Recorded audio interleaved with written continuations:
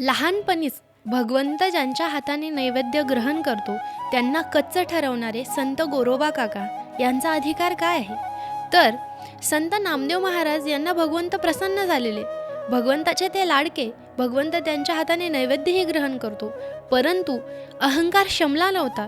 म्हणून ज्ञानेश्वर महाराजांना त्यांची चिंता लागून होती आणि त्यांनी एक दिवस पंढरपुराला संत गोरोबा काका यांना बोलवलं आणि तेव्हा त्यांनी सांगितलं की तुम्ही वयाने आणि अधिकाराने मोठे आहात. तुम्ही ठरवा की इथे कोणता संत हा त्या स्थितीपर्यंत पोहोचला आहे. आणि गोरोबा काकांनी हातात थापटणं घेतलं आणि एकेकाच्या डोक्यावर मारायला सुरुवात केली. संत निवृत्तीनाथ राय, संत ज्ञानेश्वर महाराज, संत मुक्ताबाई, संत सोपान काका आणि आदी संत मंडळी यांनी उकीचूक केलं नाही. परंतु जेव्हा संत नामदेवरायांच्या डोक्यावर थापटणं बसलं तेव्हा त्यांनी ओरडायला सुरुवात केली. तेव्हा गोरोबा काका म्हणाले, अरे हे मडकं तर कच्चं आहे. तेव्हा संत नामदेव महाराजांना हा स्वतःचा अपमान वाटला आणि ते देवाकडे गेले.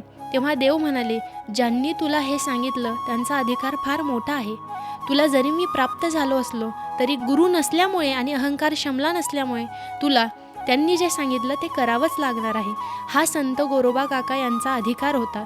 संत गोरोबा काका यांनी केवळ स्वतःची चूक नसतानाही स्वतःचे हात कापले होते, एवढा त्यांचा अधिकार होता, ज्यांनी स्वतःचा परमार्थ खऱ्या अर्थाने सफल केला होता.